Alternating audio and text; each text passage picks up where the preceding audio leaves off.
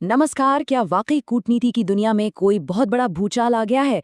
पिछले कुछ दिनों से हर तरफ सिर्फ एक ही नाम गूंज रहा है, इस्लामाबाद लीक्स। आज के इस डीप डाइव विश्लेषण में हम इन लीक्ड डॉक्यूमेंट्स के हर एक पन्ने को पलटेंगे। हमारा मकसद बिल्कुल साफ है, क्या सच है और क्या महज कोरी अफवाह, इसे बिल्कुल दूध का दूध और पानी का पानी कर देना। तो चलिए बिना किसी देरी के सीधे मुद्दे पर आते हैं। आगे बढ़ने से पहले एक नज़र डाल लेते हैं कि आज हम क्या क्या कवर करने वाले हैं। पहला, इस्लामाबाद लीक्स का खुलासा। दूसरा, न्यूक्लियर बॉम्ब्स या टेक्नोलॉजी। तीसरा, न्यूक्लियर ट्राइड को समझना। और चौथा, दावों का फैक्ट चेक। तो शुरुआत करते हैं सेक्शन 1 से, the Islamabad leaks uncovered, decoding the drop site news revelations. हाल ही में ड्रॉप साइट न्यूज़ नाम के एक इन्वेस्टिगेटिव प्लेटफॉर्म ने कुछ बेहद सीक्रेट डॉक्यूमेंट्स पब्लिश किए हैं। अब देखिए, इस लीक से 3 सबसे बड़े और सच कहूं तो बेहद चौंकाने वाले दावे निकलकर सामने आए हैं। पहला, पूर्व प्रधानमंत्री इमरान खान को सत्ता से हटाने में अमेरिका की कथित भूमिका। दूसरा, पाकिस्तानी सेना प्रमुख असीम मुनीर का 2019 में किया गया ईरान का एक बहुत ही सीक्रेट दौरा। और तीसरा, जिसने सबसे ज्यादा सुर्खियां बटोरी हैं, वो है भारत के खिलाफ पाकिस्तान का चीन से न्यूक्लियर मदद मांगना। इन्हीं 3 बातों ने इस वक्त पूरी दुनिया के मीडिया का ध्यान अपनी ओर खींच रखा है। अब आते हैं हमारे सेक्शन 2 पर, न्यूक्लियर बॉम्ब्स और technology, clarifying the core claim. यहाँ पर चीज़ों को थोड़ा सा क्लियर करना बहुत ज़रूरी है। अगर हम अफवाहों की माने तो कहा जा रहा है कि पाकिस्तान ने सीधे सीधे परमाणु हथियार मांगे, लेकिन असल दावा कुछ और ही है। असलियत में जो बात सामने आई है वो ये है कि पाकिस्तान ने समुद्र आधारित न्यूक्लियर सेकंड स्ट्राइक क्षमता मांगी थी। ये एक बहुत बहुत बड़ा अंतर है। मतलब दस्तावेज ये बिल्कुल नहीं कहते कि चीन से बने बनाए न्यूक्लियर बम मांगे गए थे, बल्कि बात पनडुब्बी से लॉन्च होने वाली डिलीवरी सिस्टम की तकनीक की हो रही थी। और मजे की बात तो ये है कि रिपोर्ट्स बताती हैं कि चीन ने ये सेंसिटिव तकनीक देने से साफ मना कर दिया। लेकिन सवाल ये उठता है कि आखिर इस खास तकनीक की इतनी ज़रूरत क्यों पड़ गई। चलिए बढ़ते हैं सेक्शन 3 की तरफ, explaining the nuclear tried, the geopolitical motive.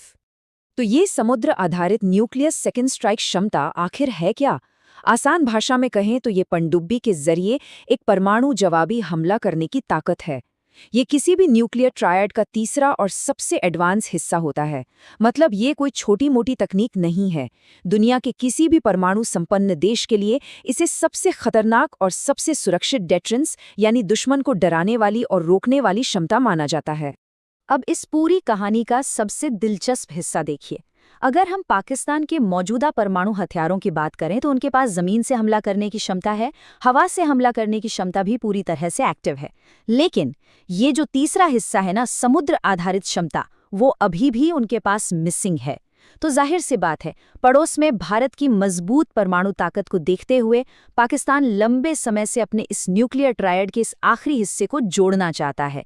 इसीलिए रणनीतिक नजरिए से चीन के पास जाना और ये तकनीक मांगना एक बिल्कुल लॉजिकल कदम लगता है। अब बात करते हैं सबसे अहम हिस्से की, सेक्शन 4, दावों का फैक्ट चेक। क्या ये खबर वाकई सच है? क्या ये सारी खबरें सचमुच सच हैं? देखिए, इंडिया टुडे, द प्रिंट और इकोनॉमिक टाइम्स जैसे कई बड़े और नामी मीडिया संस्थानों ने इस खबर को बहुत प्रमुखता से छापा है। लेकिन बात जब जियोपॉलिटिक्स और अंतर्राष्ट्रीय कूटनीति की आती है तो हम सिर्फ न्यूज़ रिपोर्ट्स पर भरोसा करके नहीं बैठ सकते। हमें बिना किसी पक्षपात के ऑफिशियल कंफर्मेशन की तरफ भी देखना होगा। अगर हम इसमें शामिल देशों की आधिकारिक प्रतिक्रियाओं पर एक नज़र डालें तो तस्वीर काफ़ी हद तक साफ होने लगती है। सबसे पहले चीन की बात करें तो उन्होंने इस मुद्दे पर कोई भी पब्लिक कंफर्मेशन नहीं दी है, एकदम खामोशी।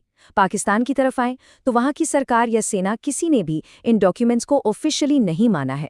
और रही बात अमेरिका की, तो इमरान खान वाले प्लॉट को तो वो पहले ही सिरे से खारिज कर चुके हैं। कुल मिला के बात यह है कि किसी भी प्रमुख सरकार ने इन दावों पर अपनी मुहर नहीं लगाई है। तो इन सब बातों का क्या मतलब निकाला जाए? निष्कर्ष बिल्कुल साफ है। ये एक गंभीर लेकिन अनवेरिफाइड या आंशिक रूप से वेरीफाइड लीक है। मतलब मामला सीरियस जरूर है, लेकिन अभी तक पूरी तरह से साबित नहीं हुआ है।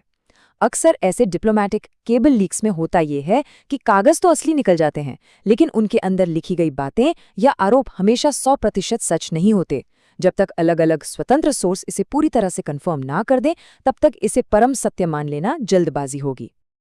और अब आज के इस गहरे विश्लेषण को खत्म करने से पहले एक बहुत ही बड़ा सवाल पीछे छूट जाता है।